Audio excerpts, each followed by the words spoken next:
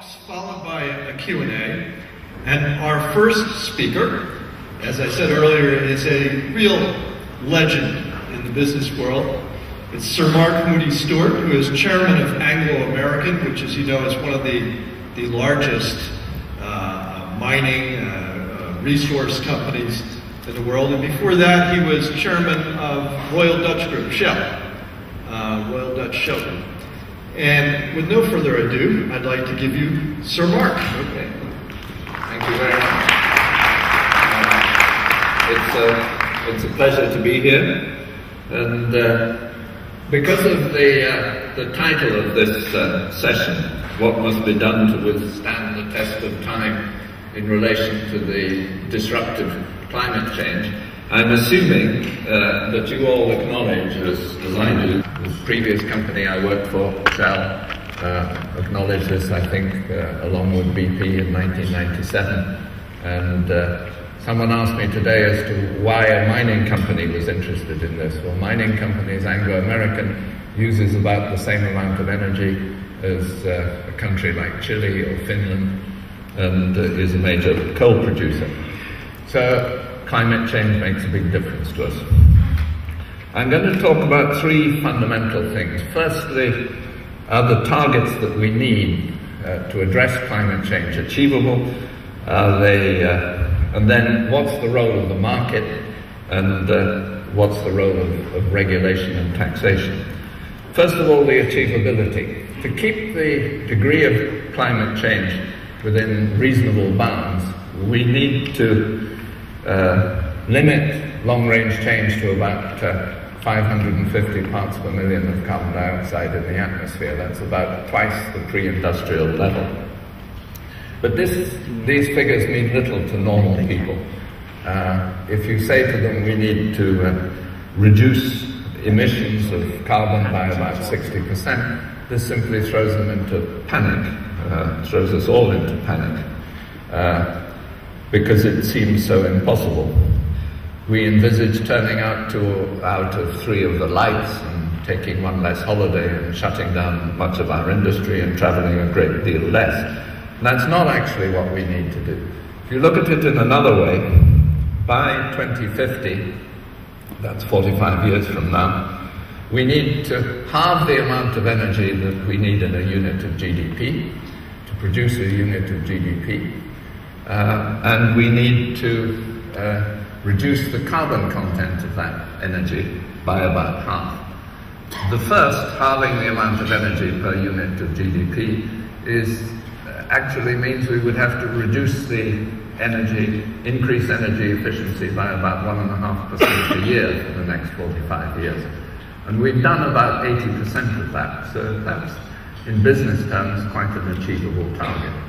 Reducing the carbon content is much tougher because we've only done about 20% of that, so we'd have to get a great deal better at that.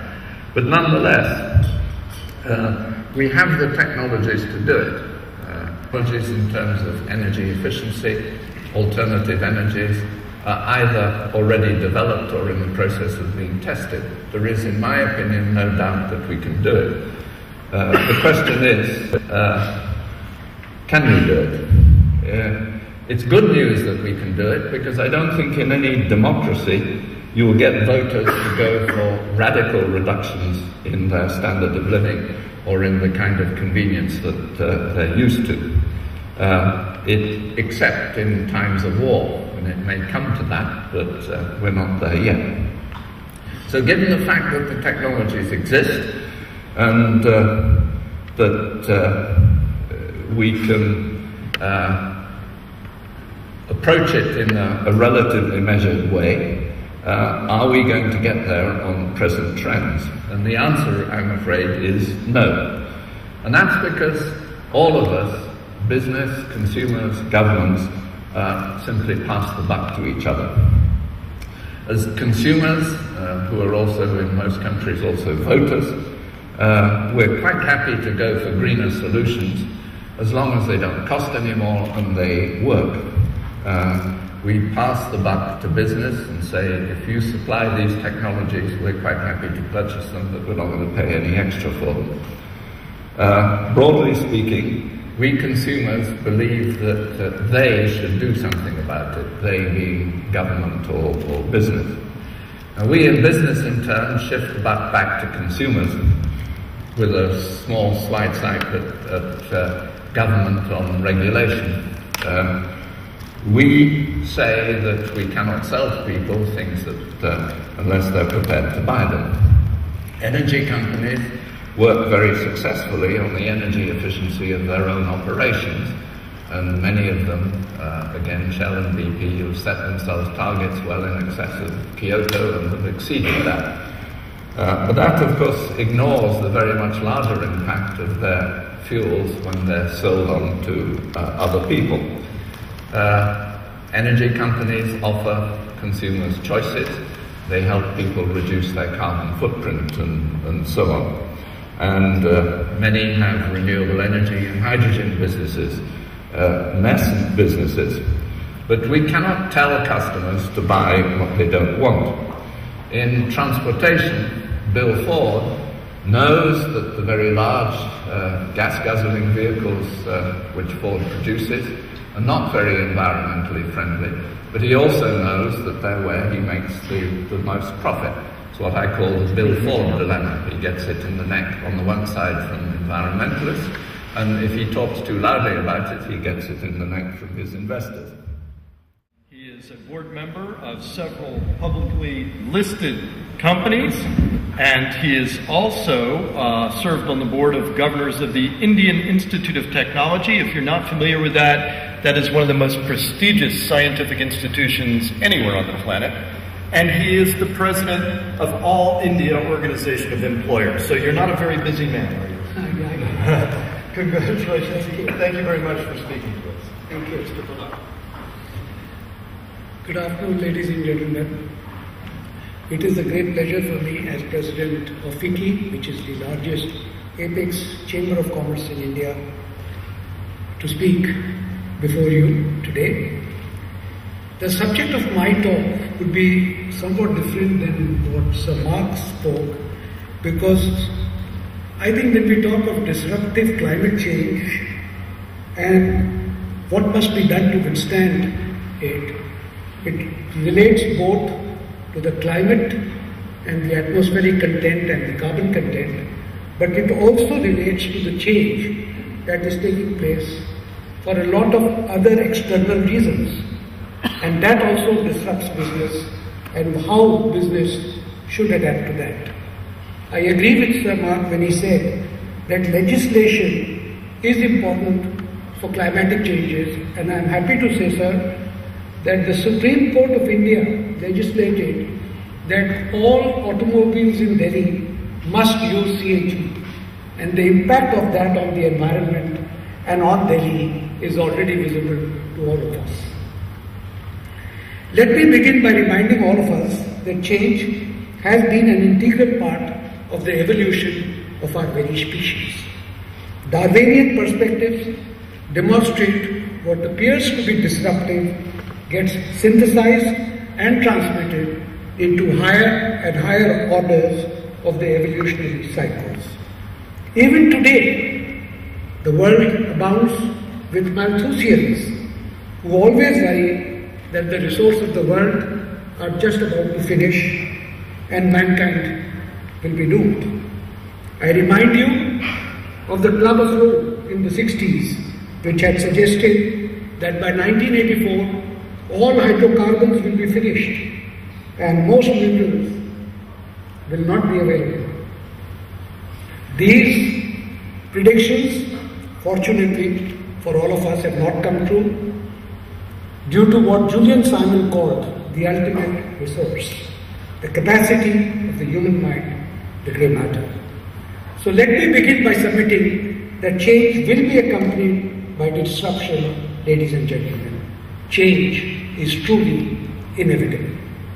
And for all of us sitting here and those sitting outside, we will have to reinvent, reorient, reconcile, synthesize to meet the challenges of change, including the obvious ultimate of disruptive forces.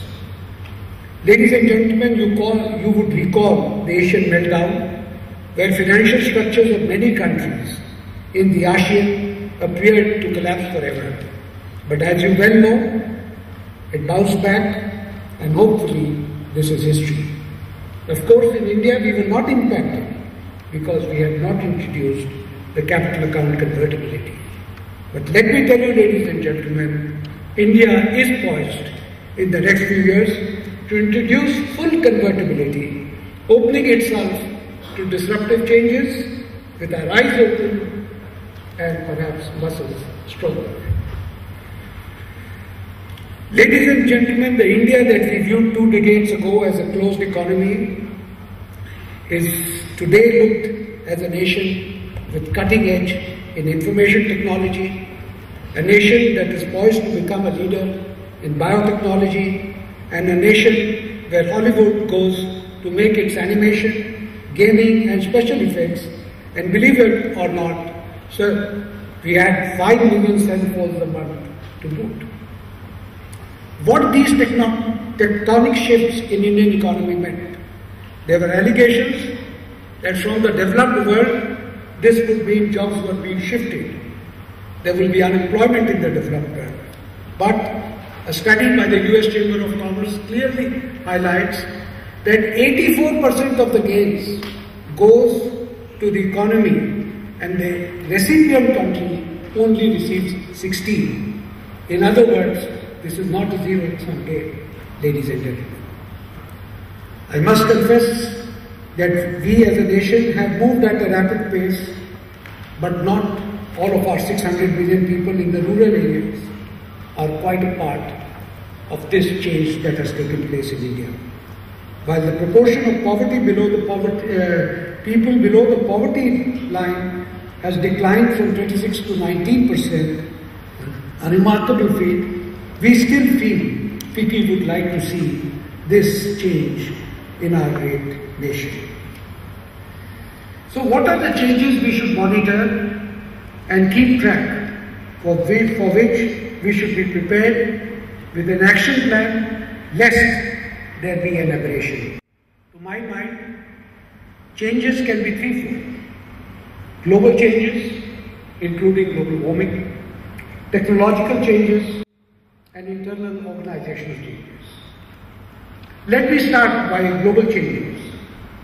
Ladies and gentlemen, today we live in an environment where extraneous risks are having an unprecedented effect on corporate performance. While this is the starting point, what makes matters complex is the rapid advancement of technology and the fast pace of globalization. You would all agree that the level of interdependence between business, markets, people and nations has increased dramatically. The pace of change has increased dramatically. Conditions change not only in a rapid manner, but also more frequently and in increasingly predictable ways. It is therefore imperative that we have a good grasp of the environment of the businesses in which we operate. Against this background, what are the global developments that business today should be prepared to deal with? In my opinion, risks that can have a potentially devastating impact on business across nations are terrorism, energy shortage and disruption in oil supplies, return of economic nationalism, financial flow disruptions, China, the engine which really moved the world forward. Will there be a soft landing or will it be a hard landing? And what will be the impact of that in the world economy? In an interconnected world, global risk should not be considered as a standalone basis. As we improve our understanding of factors that can trigger and amplify such changes, we must also realize that no single institution, industry or economy can deal with these risks independently. And here again, whether we talk of global warming, the same principle applies, that this cannot be treated independently by an organization or by a country. Technological changes Managing the 21st century demands flexibility and sensitivity as much to global events as to technological changes and innovation. Everybody involved in strategic planning and implementation needs to understand issues related to the role of technology and innovation in sustaining the competitive position of a firm in the marketplace and the speed of technological changes. Ladies and gentlemen, new technology is arriving at an astounding pace. Consider technological changes and you will realize that the world is changing every day. I will therefore suggest that business develop a technology foresight and undertake research to identify emerging technologies that are likely to yield substantial benefits and enhance competitiveness. Coming to the area of energy, as we know, what Brazil has done through fossil fuels, through ethanol, they have not only been able to take care of this problem, but surely have substantially added to the global warming issues and the issue of climate changes. Finally, I will briefly touch upon the internal organizational changes. As already mentioned, today businesses face the pressure to change from a large number of sources, globalization of markets, technological advances being two of them. Internal changes that are needed may be relatively minor, but it is very important. How does one deal with such a situation? Management research shows that there are a number of steps managers can take to overcome resistance to change. First and foremost is education and open communication. People need to be informed about the nature of change and the logic behind it before it takes change. Another important strategy for overcoming employee resistance is involving employee participation and involvement in both the design and implementation of the change. Once people are on board, they stand committed, and thereafter it becomes a matter of routine. Friends, I have presented some of my thoughts on 3 different types of changes which I feel every organization should take cognizance of. However, before I finish, I would like to draw the attention of this gathering to a very important aspect of change management, and this is the importance of awareness as to what is happening around, seeing the writing on the wall. Last week, everyone was talking about Big Bang and London's emergence as the preeminent financial hub. Friends, on October 27, 1986, the City of London embraced reforms in the financial sector. The closed-door approach was stifling development, and it was time that the financial sector was liberalized. With restrictions removed, the turf was open to competition and to companies across the world. London witnessed the arrival of firms from different countries, and these companies slowly took over the established British firms. The new companies brought talent from different continents, and the city strengthened its position as the financial hub of the world. The city today is way ahead of other cities in terms of servicing, such as law, finance, broking, etc. Who were responsible for ushering such dramatic changes and revolutionizing the financial establishment? People, individuals with knowledge and insight to capture trends, evaluate their impact, list down options, and recommend the best strategy. So, what is the lesson for all of us, and what does it relate to the topic of our discussion today? The answer is that effective change management requires, in every aspect, including environment, including climate change, building teams of talented individuals who bring to the table a different perspective and who collectively offer new and fresh insights into the issues at hand. Ladies and gentlemen, embracing change is the key to survival. With these words, I now come to the close of my address and thank the organizers for giving me the opportunity to share some of my thoughts. Thank you.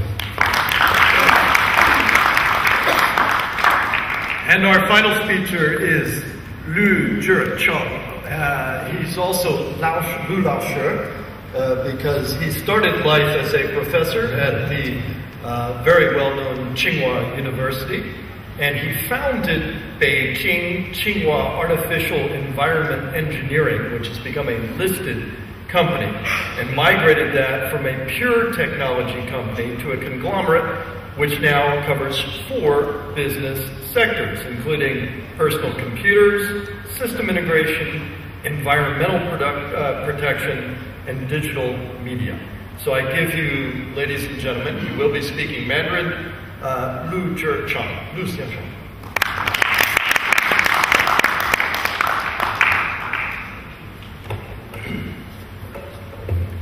尊敬的主席先生、女士们、先生们，非常高兴能出席今天的讨论。今天的会议进行了内容非常广泛的讨论。我想我今天带给大家的可能是又是一个新的话题。那么我想我们今天给大家讲述的是一个中国的高科技的企业，是怎么样走自主创新之路，一步一步的成长壮大。清华同方股份有限公司是清华大学控股的一个上市公司。清华大学在这里面所拥有的股份是33.3%。